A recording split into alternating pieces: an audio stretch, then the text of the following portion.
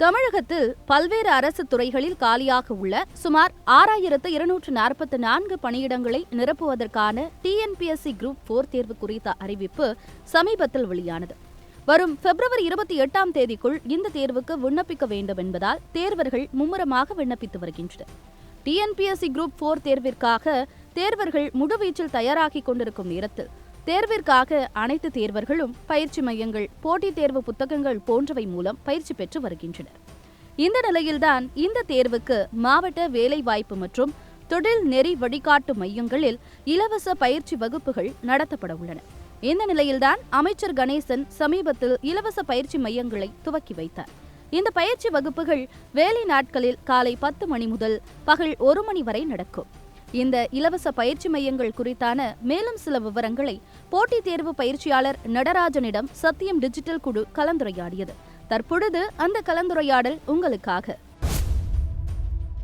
இந்த அரசு சார்பா இலவச குரூப் 4க்கான இலவச பயிற்சி மையங்கள் நடத்துறாங்க.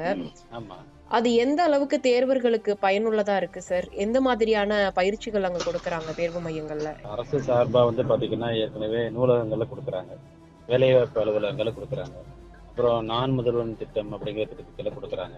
இது போக பாத்தீங்கன்னா நமக்கு போட்டித் தேர்வுக்குன்னு தனியாக ஒரு தொலைக்காட்சி வச்சு அது ஒன்று கொடுக்குறாங்க. ஸோ இப்போ புதுசா பாத்தீங்கன்னா ஒன்று ஸ்டார்ட் பண்றாங்க. நிறைய விஷயங்கள் பண்றது நல்லது, நம்ம அதை இல்லைன்னு சொல்லலை. பட் அதே நேரத்தில் எந்த அளவுக்கு மாணவர்களுக்கு பயனுள்ளதா இருக்கு அப்படிங்கிறது ரொம்ப முக்கியம். இன்னைக்கு நீங்க இலவச கல்வியா நீங்க என்ன கொடுப்பீங்க? நீங்க ஒரு மெட்டீரியல் கொடுப்பீங்க, ஆன்லைன்ல ஏதோ யூடியூப்ல ஏதோ நீங்க கிளாஸஸ் எடுப்பீங்க, யார் டெஸ்ட் வைப்பாங்க? இலவசம்னு சொல்லிட்டு நீங்க ஒரு யூடியூப்ல கிளாஸ் எடுக்கிறதுனாலயோ இல்லைன்னா மெட்டீரியல் கொடுக்கறதுனாலயோ புதுசா ஒன்றும் வந்துட போறது கிடையாது. பிரைவேட் கோச்சிங் சென்டர்ஸும் இருக்கு. பிரைவேட் கோச்சிங் சென்டர்ஸ்ல வீக்லி டெஸ்ட் வைப்பாங்க. டீச்சர்ஸ் அங்க எந்நேரமும் அவைலபிளா இருந்து பாடம் நடத்திட்டு இருக்காங்க. கவர்மெண்ட் கோச்சிங் சென்டர்ஸ்லயும் இந்த இலவச கோச்சிங் சென்டர்ஸ்லயும் அதே மாதிரி தான் இருக்காங்களா சார்? இல்ல அது 100% கிடையாது. அவைலபிலிட்டிங்கிறது அந்த குறிப்பிட்ட டைம் மட்டும். ஸோ அவைலபிலிட்டி அப்படிங்கிறது 100% நீங்க சொல்ற மாதிரி கிடையாது. பிரைவேட் கோச்சிங் சென்டர்ஸ்ல எப்போதுமே அவைலபிலிட்டி உண்டு. அண்ட் டெஸ்ட் எப்போதுமே நடத்துவாங்க. டெஸ்ட் நடத்துறது மட்டும் கிடையாது, டெஸ்ட்டை டிஸ்கஸ் பண்ணுவாங்க. ஏன்னா இன்னைக்கு ஆன்லைன்ல எவ்வளவோ மெட்டீரியல் இருக்கு, ஆன்லைன்ல எவ்வளவோ ஃப்ரீ கிளாஸஸ் இருக்கு, அதை ஸ்டூடெண்ட்ஸ் ஃபாலோ பண்ணிக்கிடுவாங்க. பட் அவங்க டெஸ்ட் ஃப்ரீயா வைக்கிறது, அவங்களுக்கு டெஸ்ட் ஃப்ரீயா டிஸ்கஸ் பண்றது, இந்த முயற்சி அரசாங்கம் எடுத்தா ரொம்ப நல்லா இருக்கும். ஏன்னா இது வரைக்கும் அவங்க இந்த முயற்சி எடுத்துருக்கிறாங்கன்னு தெரியல. இலவச கோச்சிங்னா மெட்டீரியல் கொடுக்கறது, கிளாஸ் எடுக்கிறது மட்டும் கிடையாது. அந்த கிளாஸ் பாத்தீங்கன்னா ஆர்கனைஸ்டா இருக்கும். உங்களுக்கு குரூப் 4 பொறுத்தளவு தமிழ் வகுப்புகள் அதிகமா நடக்கும், கணித வகுப்புகள் அதுக்கப்புறம் அதிகமா நடக்கும். ஸோ அந்த மாதிரி ஆர்கனைஸ்டா கிளாஸஸ் நடத்துவாங்களா அப்படிங்கிறது நம்ம ஒரு கேள்வி கேட்கலாம். Okay sir. இப்போ பிரைவேட் கோச்சிங் சென்டர்ஸ்ல இந்த ஏழை மாணவர்களால பணம் கட்டி படிக்க முடியாது. ஆனா பணம் கட்டி படிக்கும்போது நமக்கு தேவையான விஷயங்கள் எல்லாமே நமக்கு கிடைக்கும். பணம் கட்டி படிக்க முடியல அப்படிங்கிற ஒரு ரீசனுக்காக தான் இந்த இலவச மையங்களை நம்ம தேர்வர்கள் நாடுவாங்க.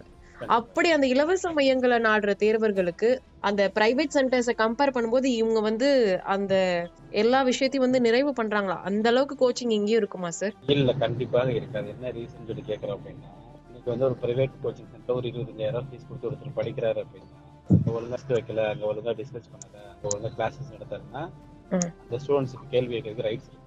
நான் ஃபீஸ் கட்டிருக்கேன், நீங்க சரியா பண்ணல, நீங்க யாரை போய் கேட்பீங்க? அண்ட் இங்க பாத்தீங்கன்னா மானிட்டர் பண்ண முடியாது. ஃப்ரீ கோச்சிங் யூடியூப்ல கவர்மெண்ட் நடத்தின ஃப்ரீ கோச்சிங் அட்டன் பண்ண கிளாஸ் பண்ண ஸ்டூடெண்ட்ஸ் சொன்ன ஃபீட்பேக் என்ன? கிளாஸ் நடத்துறாங்க, டெஸ்ட் வைக்கிறது இல்லை அப்படிங்கிற ஒரு ஃபீட்பேக். ஏன்னா டெஸ்ட் ரொம்ப இம்பார்ட்டன்ட். அது குரூப் 4 இருக்கட்டும், குரூப் 2 இருக்கட்டும், எந்த எக்ஸாமா இருக்கட்டும், ஒரு வாரத்துக்கு 2 டெஸ்ட் பாத்தீங்கன்னா கண்டிப்பா எழுதணும். எழுதி அதை டிஸ்கஸ் பண்ணணும். ஒரு கொஸ்டினுக்கு 4 ஆன்சர் இருக்கும். 200 கொஸ்டின் அப்படின்னா உங்களுக்கு பாத்தீங்க அப்படின்னா 800 ஆன்சர். ஒவ்வொரு ஆன்சருக்கும் 4 பாயிண்ட், 800 ஆன்சருக்கு 3200 பாயிண்ட். ஒரு டெஸ்ட் நீங்க டிஸ்கஸ் பண்ணீங்கன்னா உங்களுக்கு 3200 பாயிண்ட் வேலிடான பாயிண்ட் கிடைக்கும். இதை கவர்மெண்ட் பண்ணுவாங்களா? அதுதான் இங்க முக்கியமான ஒன்று. ஏன்னா நம்ம ஃப்ரீ கோச்சிங் கொடுக்குறோம். எனக்கு கல்வி என்பது இலவசமா கொடுக்கறது பாத்தீங்கன்னா நல்ல விஷயம் தான். பட் அது சரியான முறையில சரியான ஆட்களுக்கு போய் ஏறுதா அப்படிங்கிறது. இன்னைக்கு ஒரு 100 பேர் ஒரு இலவச கோச்சிங் அட்டன் பண்றாங்கன்னா, நாளைக்கு அதே 100 பேர் எக்ஸ்ட்ரா 120 பேர் வரணும்.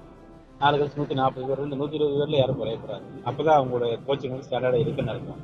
பட் அரசாங்கம் நடக்கக்கூடிய ஃப்ரீ கோச்சிங்ல அப்படி இருக்கிறது கிடையாது. இன்னைக்கு ஒரு 100 பேர் வராங்க, இதுல ஒரு 50 பேர் நாளைக்கு வர்றது கிடையாது, நாளைக்கு வேற ஒரு 100 பேர் வராங்க. ஏன்னா அவங்க சாட்டிஸ்ஃபை ஆகலை இந்த கோச்சிங். இது இலவச கோச்சிங் மூலமா பாத்தீங்கன்னா கிடைக்க நிறைய ஃபீட்பேக். ஸோ அப்போ பிரைவேட் கோச்சிங்க்கு ஈக்குவலா டெஸ்ட் வைக்கிறாங்க, டிஸ்கஸ் பண்றாங்க அப்படின்னா ஸ்டூடெண்ட்ஸ்க்கு ரொம்ப இப்போ ஸ்டூடெண்ட்ஸ் தெரியுது ஃபீஸ் கட்டாமல் படிக்கலாம்.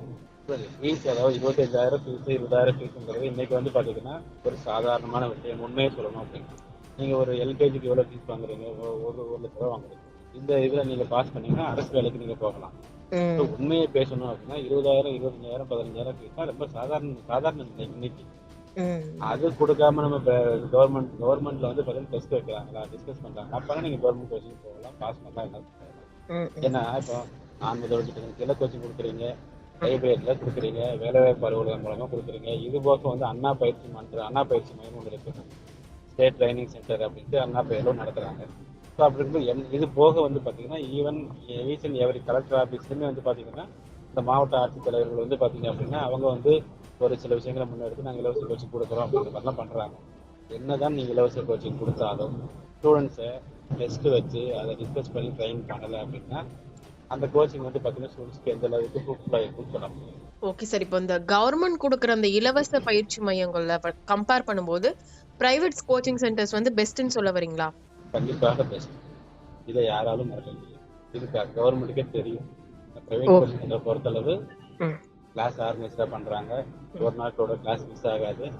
ஒவ்வொரு சப்ஜெக்ட்டுக்கும் ஒவ்வொரு ஸ்டாஃப் இருக்கிறாங்க அண்ட் ஒவ்வொரு டெஸ்ட்லையும் அவங்க டிஸ்கஸ் பண்ணுறாங்க.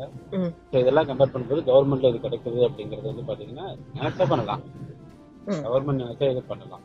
பட் கவர்மெண்ட்டுக்கு அது எந்த அளவுக்கு டைம் இருக்குன்னு சொல்லலாம். இந்த மாதிரி நிறைய விஷயங்கள் வந்து. ஓகே சார், உங்களோட தகவல் எங்கள்கிட்ட பகிர்ந்தமைக்கு ரொம்ப நன்றி சார். கண்டிப்பாக.